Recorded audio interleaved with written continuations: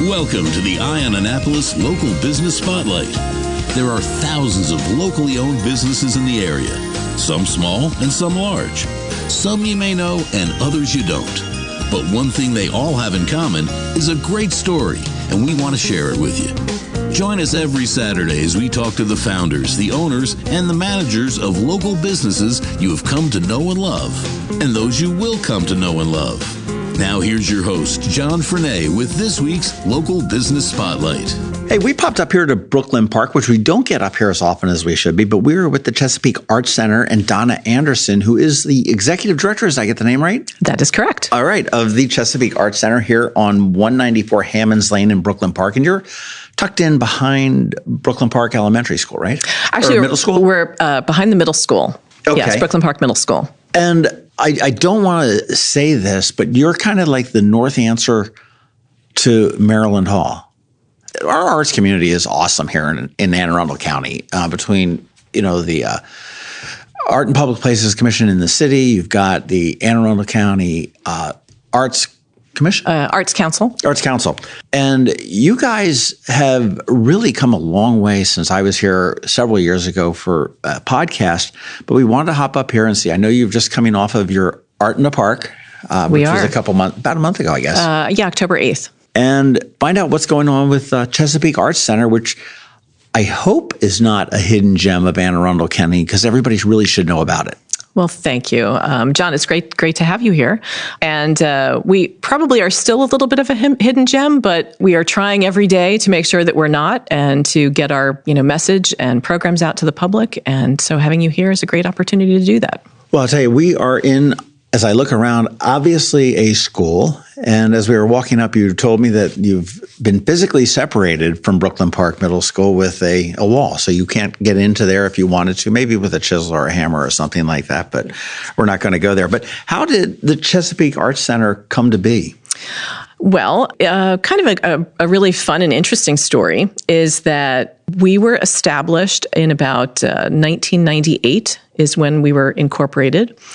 But the genesis of the concept came a few years before that. So Joan Cadden, who is a former delegate from this area, she was actually on the board at Maryland Hall for the Creative Arts in Annapolis back in the late 80s, early 90s. And the way that Maryland Hall was established was in partnership with the school system. The building belonged to the school, and it was donated to Maryland Hall to become an art center. And Joan had been on their board and saw the programs that were starting to take shape there and what was happening in there in terms of performances and exhibitions and arts education classes and programs, especially for kids. And she thought, well, gee, why isn't there a similar opportunity for kids up in the northern part of the county? So she advocated for this particular building, which used to be Brooklyn Park High School, to be transformed, renovated, into not only Chesapeake Arts Center, but also into some of the other organizations that actually are housed here as well, Brooklyn Park Middle School being one of them. So the building had actually been kind of deaccessioned, I guess, and was not being used as a high school anymore. And rather than it being knocked down, she kind of saved the building. And so the whole building where we are now, where the middle school is now and everything else, was one big high school. It was one big high school. And so it underwent about a $35 million renovation. Joan apparently was instrumental and the force to be reckoned with to get a variety of different funding streams to help support the renovation of this building back into a usable space for multiple organizations. And Chesapeake Arts Center was born as a result of that process. So we actually opened to the public in 2001. And again, as you mentioned, we're attached to the middle school. We're in the back of the middle school. From our education wing is in the back of the middle school. And then we also utilize and have the lease for a 750-seat theater that is at the far end of the building. And that belongs to us from a programming standpoint. So, and then we also share the space with a senior center and a Parks and Rec location as well. So it's a very interesting mixed-use development. It really is a community center. Absolutely. In the very basic sense of the word. Yes.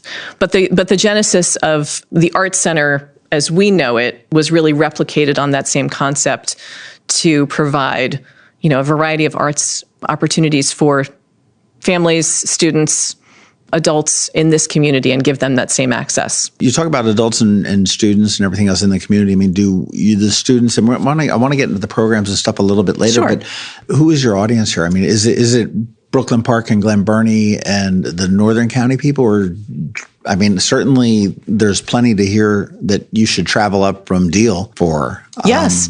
So our primary audience is really in about a 5 to 10 mile radius of this particular location. So we attract a lot of participants from Brooklyn Park, from Linthicum, from Pasadena, from Glen Burnie, but also from South Baltimore.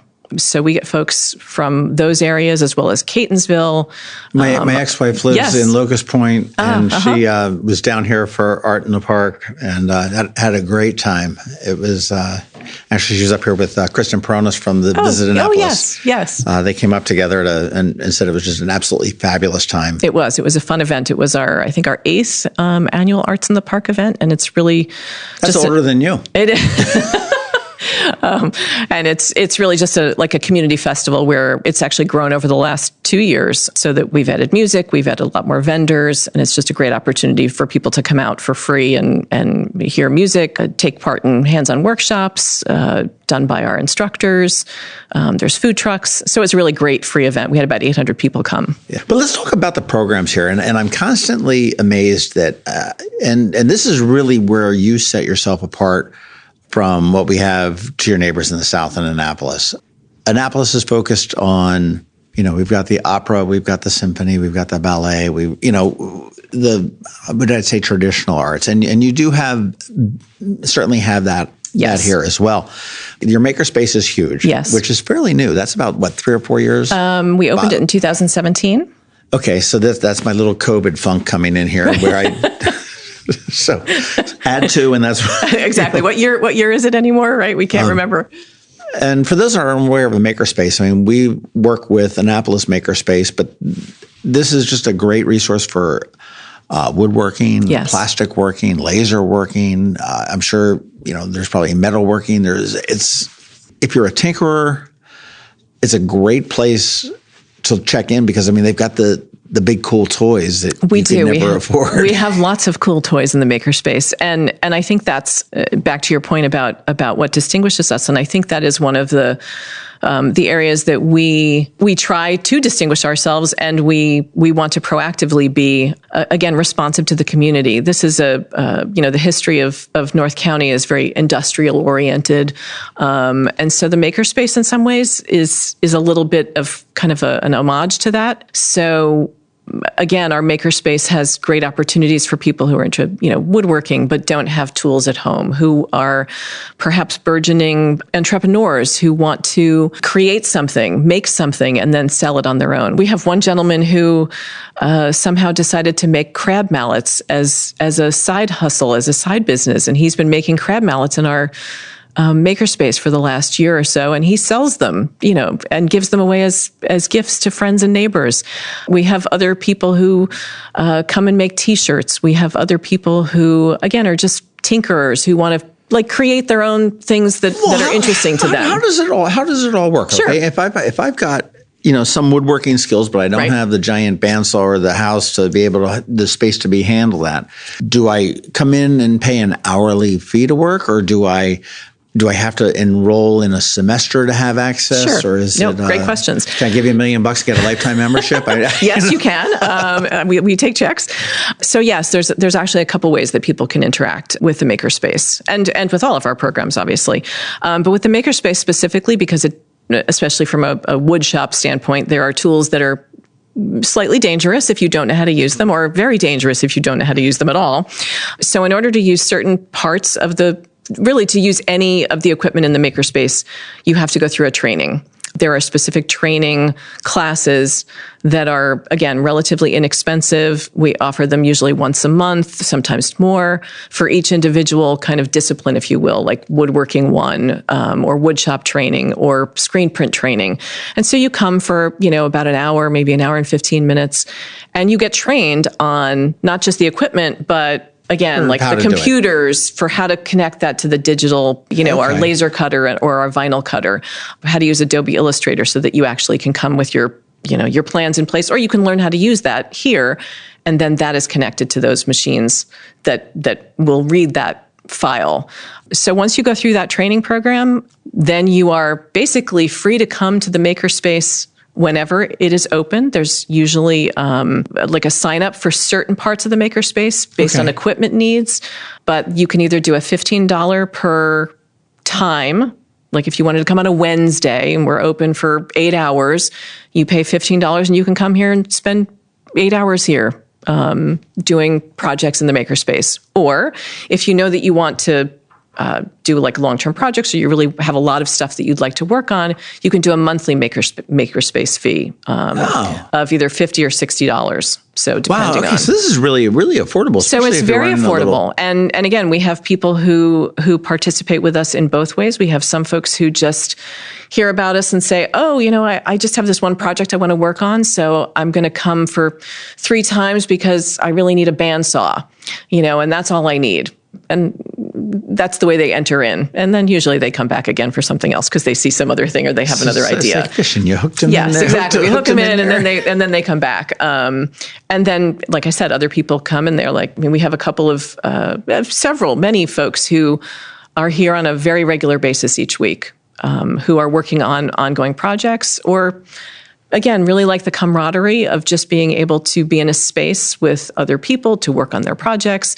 They don't get sawdust all over their own house or basement or garage. So it's also great when you're working with other people, like-minded individuals, and it's anything. That was sort of the rise of that whole shared office space as opposed to working from home. My cat I love my cat, but she gets really boring sometimes. You need companionship. And to be able to sit there and work on a project, and that would probably morph into some of the other programs that you have, but is great because you've got something, hey, does this look okay? You get the opinion, or, hey, how do you get that fine of a detail in the laser cutter or the bandsaw or something like that? And somebody that has more experience can sit there and say, oh, well, flip it over and do this. Yes. And they know.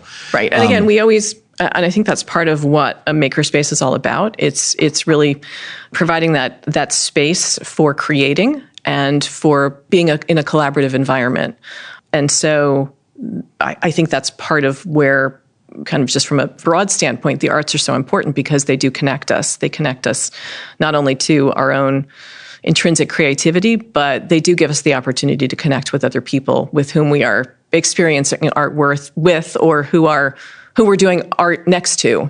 Even if you're working on your own projects, that sense of collaboration and communication is really important. I think if people would think deep and take a little bit of a inventory of themselves, they'll be surprised at how connected to art everybody really is in some way. I agree. And I think we saw that during the pandemic so much, is that when you couldn't go to a concert anymore, when you couldn't go out to dinner, when you couldn't, again, come and just be with people, we all looked for concerts on TV, and not the same, music sales and all kinds of, but the shared experience of being part of that process. And again, whether you are an audience member or whether you're creating something yourself, those are two different experiences. They're still artistic experiences and they're still really valuable. And I think we collectively and individually all felt that in some way, shape, or form when we couldn't participate in them. True. You mentioned performances. So let's talk about the performances that we have here. You mentioned a 750-seat theater, and I know that there is a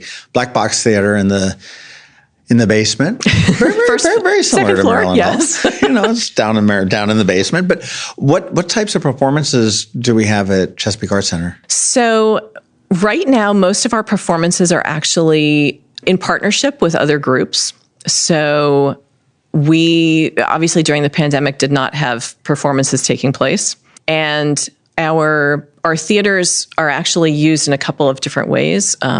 We actually use our theaters as venues for other organizations, rentals of our theater for dance recitals, community events, and things along those lines are great opportunities for the venue to be utilized, and also provide a source of revenue to support other programs. For our own performance programs, we have done some smaller performances in our black box. Our black box theater is about 120, 130 seats.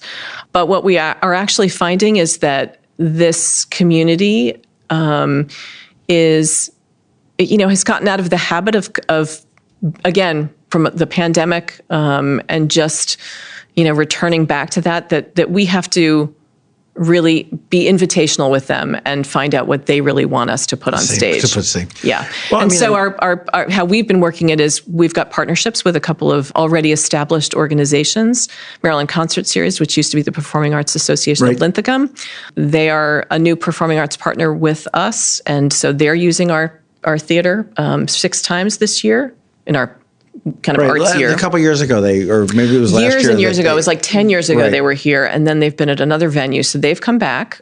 They've done one concert in October. We have a concert on Thanksgiving weekend. They'll do one in December, kind of scattered throughout the year. And so that's kind of one of the ways that we're looking to, let's invite people back in. Let's get them more introduced to CAC as a performance venue again, and not just a rental venue. So that's kind of how we're dipping our toe in that water. We've done some outdoor concerts. So we're really trying to just introduce that performing arts program back to the CAC audience and the North County audience. And that's definitely a long-term goal of ours over the next 2 to 3 years, is to expand that. Yeah, and you also don't have resident companies. We do not. We have one resident company that is Angel Wing Project, and that group uses not only Studio 194, and they'll occasionally use our Hammonds Lane Theater, our larger theater, but most of their performances are drama plays. And the intimacy of Studio 194, our black box theater, is really well suited for them.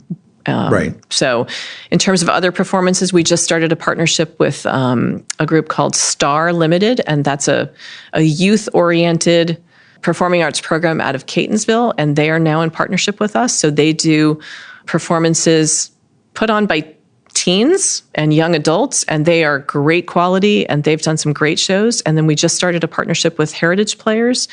They, again, have been located, Catonsville, Howard County, Baltimore County, and they are now, they're going to do a performance of Freaky Friday the Musical in March in our Studio 194. And I got the chance to go see Rent that they performed in our Black Box Theater in, I think it was maybe July or August. Fabulous quality. And so we are really excited about those opportunities to kind of, again, partner with these groups, give them the venues that they need, support it, to develop our audience, and then come up with new ways that we can actually work with. Well, Chesapeake Arts Center you mentioned Catonsville, you mentioned Howard County, and I noticed when I was driving up today from Annapolis. This is 25 minutes. Okay, so this is not. It's not far. You sit there. I know if you're sitting in Annapolis in central Anne Arundel County and you talk about Deal, you might as well be talking about Montana.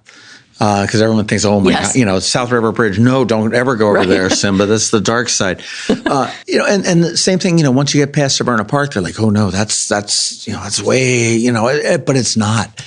I just up 97 hit the Beltway, came down on whatever Ritchie Highway and north, and it was like a block up, and here we are. It is. It's. I think it's psychological. I live in West County, and before I worked here at CAC, I would come to North County to go to the DMV and go shopping. Sorry about that. But in fact, it's really accessible. You described it really well. I'm down in Annapolis all the time for meetings and lunches and appointments and so forth, and I can be there and back and get to Annapolis and or back in 30 minutes. Kind of any time of day, really.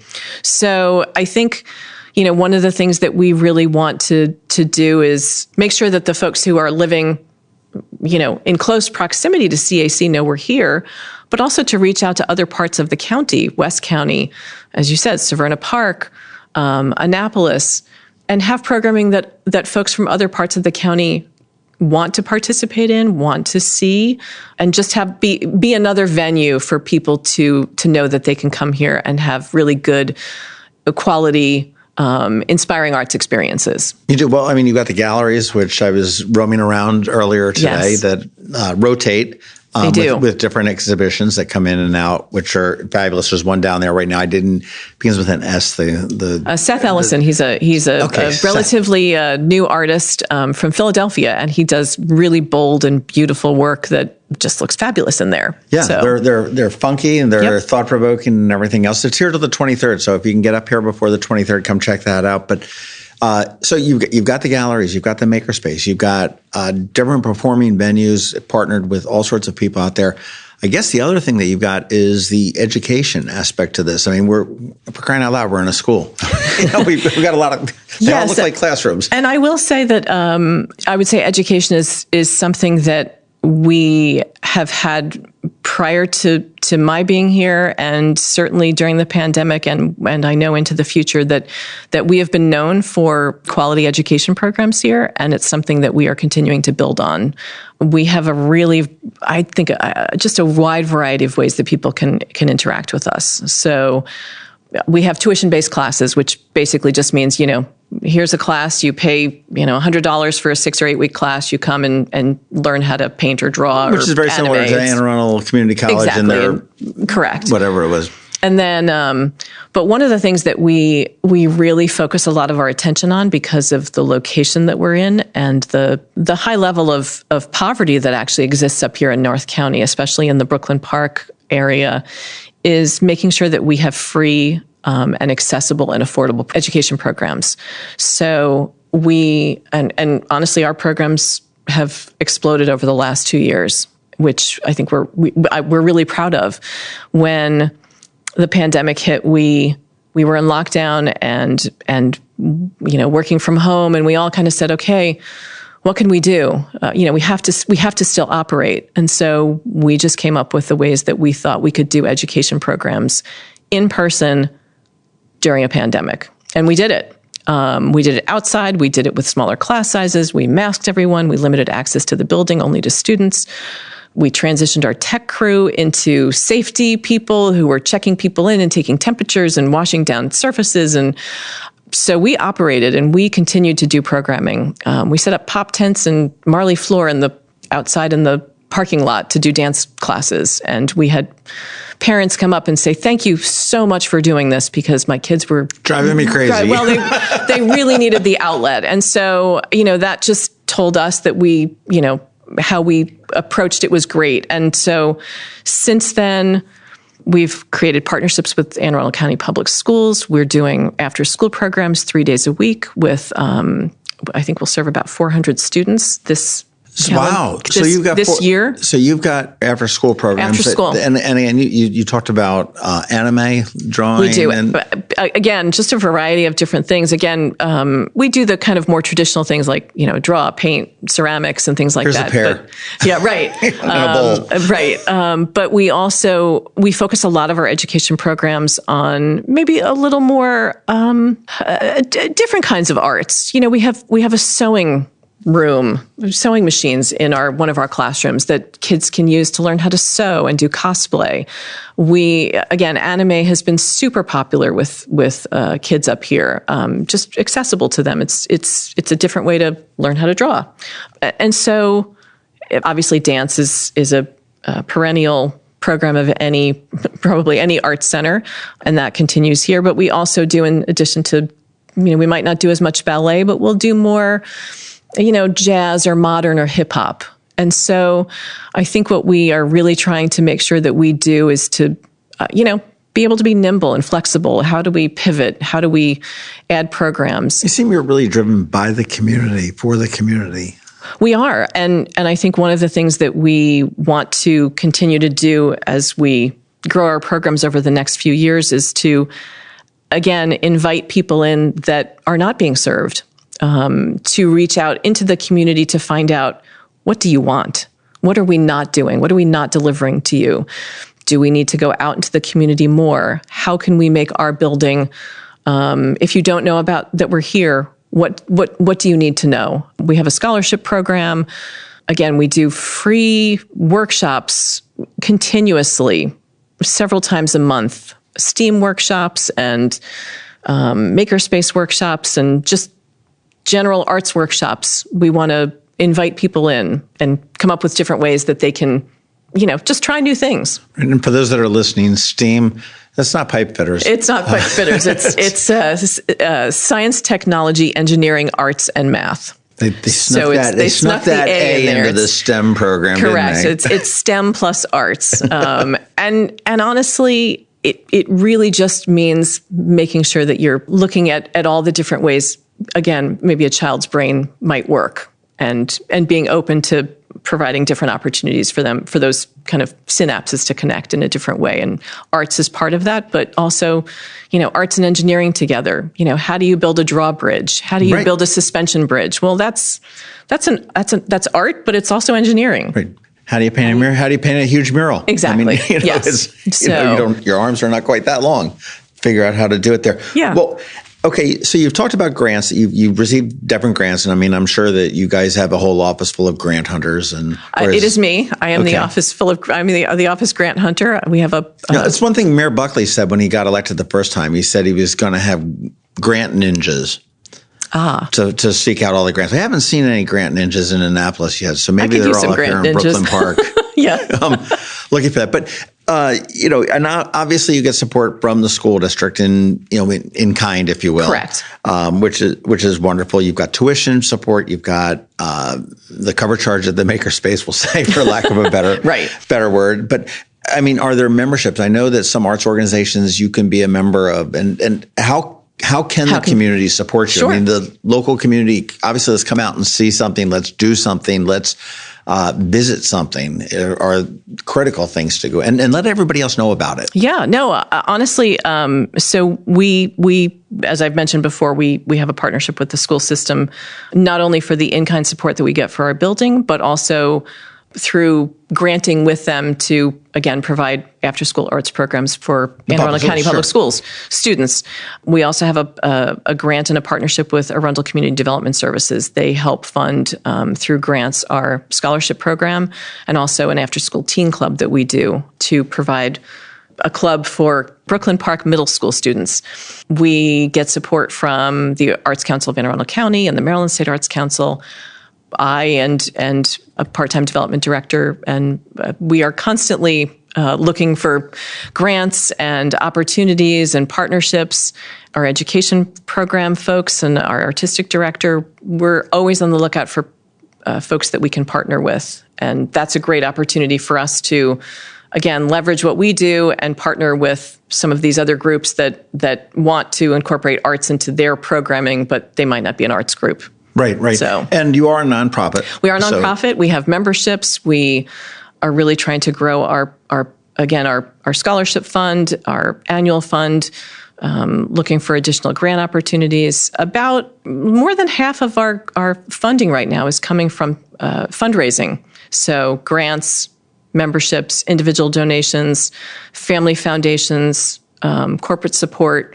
So we're looking for any and all of those opportunities for people who, believe in the arts and think that they're important to our community to help support us. And I imagine for those that maybe not be able to afford to financially support it, there's plenty of other ways you can do it. It's a tried and true time, talent, and treasure. Absolutely, yes. But, certainly spread the word. And if you have a child or an adult that is interested in art and you maybe don't feel you're able to afford it. Does it makes all the sense in the world to call and just look into the scholarships? Oh, absolutely. That's one of the things that we have this specific grant through Arundel Community Development Services, ACDS, to serve specific groups, specific regions in Anne Arundel County that are underserved, Glen Burnie, Brooklyn Park, parts of Severn. But we want to make sure that we have not left anybody behind. So again, looking for ways to support the scholarship fund so that anybody who calls us who says, yeah, I have a child who is really interested in this art program, we want, can they take a class? And at the moment, we are capable of basically supporting that child, but we want to make sure that we can do that into perpetuity. So, because we don't want to turn anybody away. And again, I think what we want to make sure we always do is not always have programs that require a fee attached to them. We always want to make sure that there's a mix of, paid programming and free programming, and that the quality is of the same level. Sure. No, that makes a lot of sense. But again, that requires funding as well. Right. Absolutely. Well, you are relatively new here. I am. You took this job like 2 weeks before 3 weeks before COVID hit. Yes. What were you thinking? But so as you sat at home you said you were open here and doing things, but as you were working through the pandemic, we're somewhat getting out of it now, and you can you've got some time under your belt. What are do you have any big box or big ideas for Chesapeake Arts Center moving forward? Adding like a fourth floor or something? Don't laugh, but we probably will need more space at some point. There are certain points in the day, especially after school, where we are really busy. We're open 6 days a week. We're open. The only day we don't have programs right now is Fridays, but we're open Saturday, Sunday, Monday, Tuesday, Wednesday, Thursday. We are looking for ways that we can continue to serve the community at other times of the day, other than kind of an after school and weekend. So during the day, who's not being served? Are there, stay-at-home moms? Are there seniors and adults? Are there preschool kids who need access and opportunities? So that's one of the ways that we want to make sure that we are growing our programs. Let's make sure we are reaching out and finding out, where are those gaps that exist? I think similarly, we already do this a little bit, but it might be something that we continue to grow into, is to take some of our arts programs out into the community. We right now we've done some things with some of the local elementary schools nearby, but that has its own issues. Do they have a space for us? We have to carry our things, it's what's the experience like? Coming to an art center where there's, creativity kind of abounding, and you're walking in and seeing art exhibits, that's a different experience than doing an art program in a classroom that you've been in all day. So we're looking for other ways that we can be creative in that way. Well, when you do come into the building, there is so much going on.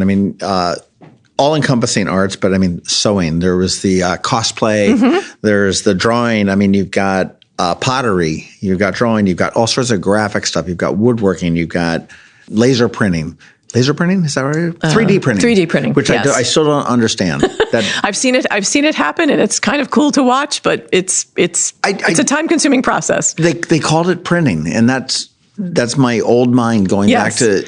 No, you're not. You're model. Call it like 3D it's hard to wrap your mind around it a little bit. It's like when they started calling these little quadcopters with cameras on them drones. Yes, I'm thinking like these big things shooting, dropping bombs down. Chimneys in Iraq that we saw on TV. And I always swear that these guys that did this drones, they said, oh, yeah, we've got these drones. I said, then everyone gets all freaked out about them. I'm like, you guys, you should have just called it like a remote control helicopter with a camera. Nobody would have said a word. They would have, right. But there is so much activity going on here. And as you said, it's 6 days a week, so not Fridays.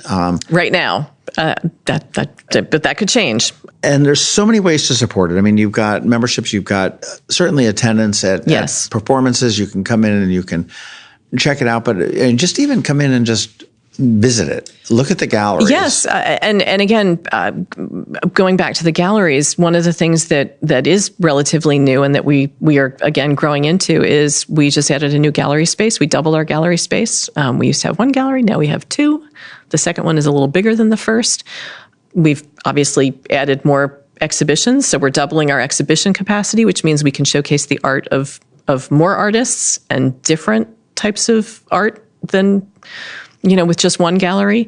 And as part of that, we've added gallery talks, and into 2023, what we will be doing as well as part of that is to also offer programming in conjunction with some of those exhibitions. So maybe there's a watercolor exhibition, perhaps there'd be a watercolor family workshop that we do on a Sunday, or, that's great. Yeah. And if we did one with a portrait artist whose work was on display in September, and she did a master class and offered that for adults to come and learn how to do a portrait by the artist, who you could see her work in the gallery, and then do a workshop for that. So more of those kinds of, again, maybe short term, but impactful and high quality experiences that, again, give people, especially in this community, an opportunity to do and see art in their own neighborhood. They don't have to drive all the way to Baltimore or Annapolis or DC to see art. So that's part of, again, one of our growth things, to go back to your other question, to invite more people here. Yeah. Anne Arundel County is so, when you look around and look deep into it, and go to the Arts Council of Anne Arundel County's website and check out, they've got a great calendar and an email that they send out. And, just from the deepest parts of South County to the northern parts of North County, right here at Yes. Chesapeake Arts Center. You've got Maryland Hall. There are just so many different outlets for art in the county. We're very, very rich. We're very, very fortunate. I think we are. I agree. And, politics aside, you talked about who started this. I don't know who was in office at that point. Probably John Gary or maybe even before that. But, the community, not the politicians, yes. Support it. And then by default, the politicians need to get behind it or... And I will say, like I said, we, the arts are nonpartisan, right? Have to be and should be. And because again, the arts are for everyone. So that's really what it boils down to. Well, your journey should start at ChesapeakeArts.org. That's the website that'll give you an idea. The next stop would be at 194 Hammonds Lane in Brooklyn Park. And I've got to say, this building is so colorful. Every room has just such bright colors. It is a very welcoming. It's a fun place to be. Thank you. We think so. The staff and all, I love coming to work every day. Donna Anderson, thank you so much for your time today. Thank you, John. For all you're doing for the arts community up here. And for those that are listening, make sure you check out ChesapeakeArts.org. Better yet, come on up and see Donna and her crew. And if you can get here before the 23rd, that gallery, just when you walk in on the left, just after you take a couple steps up, is got some pretty cool artwork from Seth Ellison. Yes, out of Philadelphia. I like the stuff. Great, thank you. Thanks for listening to this week's Local Business Spotlight. Please make sure to visit eyeonannapolis.net for all your local news, events, and opinion. And in case you haven't already, please subscribe to the Eye on Annapolis Daily News Brief, where we bring you all the day's local news direct to your phone, tablet, or computer in about 10 minutes. It comes to you at 6 a.m. every Monday through Friday, and you can subscribe on Apple Podcasts, Google Podcasts, or wherever you get your podcasts.